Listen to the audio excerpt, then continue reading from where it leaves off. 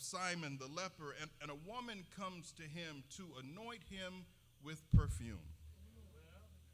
But do his friends look on him and with favor and see somebody who's trying to take care of him? No, they scolded her and told her that she was wasting the good perfume and she should sell it and give the money to the poor. Friends. This is when Jesus tells them that they would always have the poor. The poor will be with you always, but they would only have him for a little while. Next, we read that Judas agrees to betray Jesus for 30 pieces of silver. And when Jesus told the disciples at the Last Supper that one of them would betray him, he had the nerve to look at Jesus and say, "Surely you don't mean me." Friends. After that, Jesus tells them that they will all soon desert him. And Peter told him that, Lord, I'll never leave you. And Jesus told him, Peter, you're going to deny me 3 times. Friends.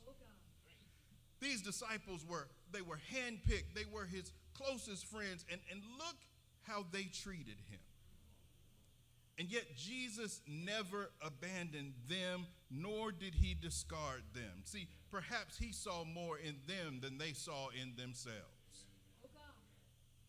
All this takes place before we get to today's text. In this text, beginning at verse 36, Jesus takes the disciples with him to Gethsemane, often referred to the Garden of Gethsemane, and he tells them to wait while he goes to pray. He takes 3 of them, 3 of the closest, James and John and Peter, and he goes farther with them, and he shares with him that his soul has become overwhelmed to the point of death. Tells them, keep watch while he prays. Stay here. Watch, because the enemy is coming. Watch. See, these 3, he was so close to them that he was vulnerable with them. He didn't hide his pain, and he did not hide his fear. Jesus goes by himself and falls to the ground and begins to pray to God, and he asks him, Father, to take this cup from him. Don't let me die. Don't let me die. Because, see, sometimes we get so focused on Jesus being fully God, we also forget that he was fully human. No one willingly wants to go to death. But see, Jesus is there. We see him in this battle when he knows his responsibility, but he knows what it's going to cost. He was, if you will, he was going through the going through. There we see our Savior practically begging and pleading with God to take this cup from him. He was almost like Jacob. He was wrestling with God. These 3 disciples practically had a front row seat to all of this. And when Jesus came back to spend time with them, they were asleep.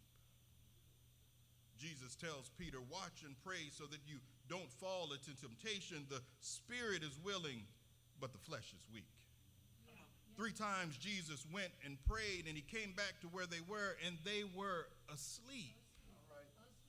Jesus is in this spiritual battle, and he's facing the hardest test of his earthly life, and his friends, the ones he thought he could depend on, were asleep. The story doesn't tell us why Jesus kept coming back to the disciples, and perhaps he was just checking on them. Perhaps he wanted to see you guys all right. But perhaps Jesus needed to be encouraged. Perhaps he needed to be lifted up. He's having this encounter with his Father, and perhaps he wanted to know how to say and what to say and how to frame his argument and how to be persuasive. We read that in this passage that Jesus said the same prayer at least 3 times. If you're going through times in your life and it seems like you keep praying the same prayer, Jesus did it too. Sometimes when we were kids, remember you wanted to ask your parents something? You wanted to say something to your parents, and you ran it by your friends first. you ever been at work and you needed to talk to your boss about something and you didn't know how to frame it, so you talked about it to your coworkers first? Maybe you needed to talk to your children. Maybe you needed to teach them a lesson, but you didn't know how quite to say it. You needed to have a difficult conversation, so you talked to your parents or you talked to some other parents first about how to talk to your kids. At some point in time, you needed to prepare for this difficult conversation. You knew you had a battle before you, and you needed to lean on your friends. That's right. But did you choose your friends wisely? See, there are times in life when we need to lean on people. There are times in life when people need to lean on us. All right. Will we be awake? Now, hear me out. I'm not being critical of the disciples. I'm not criticizing them. It can be hard to be that support, and you will get tired. As Pastor alluded to earlier, when you pour out, you need people to pour back into you. Heard a number of pastors say every pastor needs a pastor. In our church, in our ministry, the ministers need to be available to help pastors so that he doesn't have to do everything, so he doesn't have to do it all. Scripture tells us that the role of the deacon was created to help the elders and the pastors serve. Last week, pastor had to preach at a 3 o'clock service. And I wasn't there. So I got in trouble. Me. I got taken to the woodshed because I wasn't there. I'm not bitter. Me.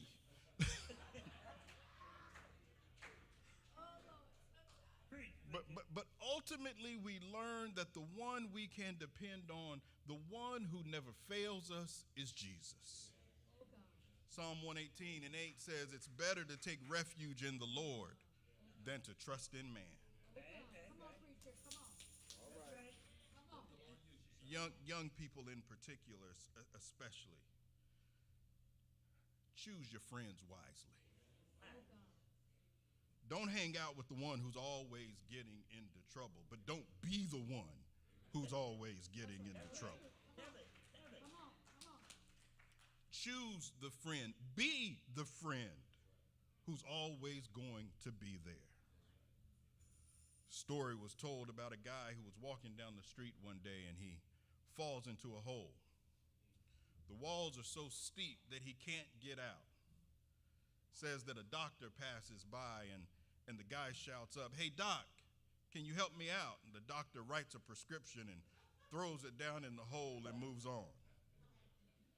Then a priest comes along and the guy shouts up, "Father, I'm down in this hole. Can you help me out?" The priest writes out a prayer and throws it down in the hole and moves on. Then as he's looking up, he sees a friend walking by.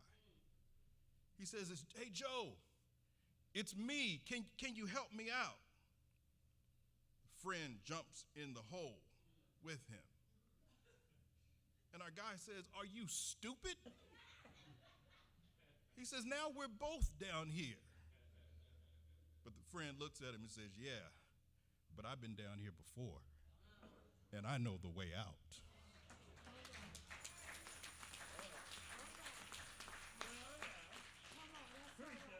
Be that friend. Jesus' words to Peter, something just sticks out to me. Couldn't you watch with me even 1 hour? We're not talking about a whole lot of time. 1 hour now was 1 hour then. Keep watch and pray so that you will not give in to temptation, for the spirit is willing, the NIV says the body is weak. In other words, couldn't you stay awake for 1 hour? Couldn't you be there for me when I needed you? I know your spirit's willing. I know you're a good person. I know you come from good people, but even good people fail. That's right. Stay awake with me, Peter. Stay up with me because I'm going to need you. live in these times that are so politically charged and culturally charged, and times now when we have to stay awake. In today's vernacular, to be woke. And pay attention to what's going on around you. Don't seek to be entertained all the time, but seek to learn. Don't just follow the popular crowd, because the word says, study to show thyself approved. Now, Peggy, I'm not getting into some long, drawn-out spiel like I did the other night in Bible study. I promise you. But it just seems awfully strange to me that those who tell you to not be woke seem to always aim their fire in a particular direction. That's right. Tell us so. It's mighty odd to me that those who call themselves anti-woke and want to ban books in schools but say nothing about protecting kids from guns. They always want to ban books by a lot of people who look like me. James Baldwin and Richard Wright and Toni Morrison and Maya Angelou, Tiffany Jackson, who wrote The Hate You Give, the movie that we even screened here in the sanctuary. But I'm not going there. But it just seems to me that I just get irritated when you try to deny someone else's humanity. And let me be clear, not pronouncing someone's name correctly is denying that person's humanity. Same folks who can talk to you about a charcuterie board and can read to their kids and say supercalifragilisticexpialidocious somehow have a hard time when it comes time to pronounce the name, but I'm not going there. But I will say this. The way I read text, the church has a responsibility to be woke. In the Sermon on the Mount, Jesus said, "Blessed are those who mourn, for they shall be comforted. Blessed are those who hunger and thirst for righteousness' sake, for they shall be filled." Mourning means we see what's going on around us. We see the pain and suffering, and his promise is that we shall be comforted. He is our hope. But it's not enough to just see someone else's pain and empathize with others. We must hunger for justice. The justice we seek is not just to make it to heaven when we die, but to see God's kingdom in our lives. David said, "I had fainted unless I believed to see the goodness of the Lord in the land of the living." The NIV says, "I remain confident of this. I will see the goodness of the Lord in the land of the living." Mourning is not enough. We have to believe that the things that cause us to mourn will not get the last word. In the text, Jesus is telling Peter that as good a person as you are, Peter, and as much as you want to do right, you cannot make it by yourself. You have to watch and pray. You see, in these times when we have to stand for community and we have to support those who are doing right, we first have to do right ourselves. Right. Jesus was teaching them that to fight the battle, you have to watch and pray. Staying awake, being woke, if you will, it all comes from being in communication with the one who can keep you from falling. Don't wait until the battle comes. Don't wait until you're in crisis. Watch and pray now. Right. And it can happen before we're even aware of it. Before you know it, you hadn't intended to, and you're saying something you know you shouldn't have said. You hadn't intended to, and your car's just driving to some place you know you got no business going.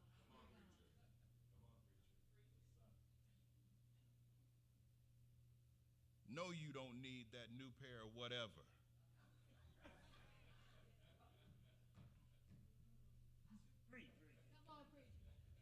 Jesus knew what Peter was going to do. He told Peter that he was going to deny him. He told told the disciples that all of you are going to scatter. When Jesus was on the cross, all the disciples scattered except for John. John is the only one who came back. But if Peter had been awake and if he had been watching and praying, he may not have denied Jesus. Jesus wasn't fussing at Peter. He wasn't criticizing him. He knew what he was going to do, and he loved him anyway. That's right. He was telling Peter, trying to tell Peter, you're going to fail me, but this is how you can avoid it. Watch and pray. See, if we're going to get out of this just national depression, this malaise, this feeling of dread, all this hate and division that seems to be trapping our country and tearing community apart, it's by remaining awake.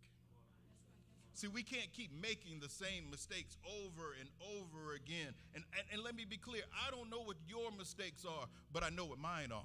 All right. I don't know whether your friends have looked to you for support at one time or another and you failed them, but I know I have. Maybe you want to break some cycles in your life. Maybe you want to break some cycles in your family.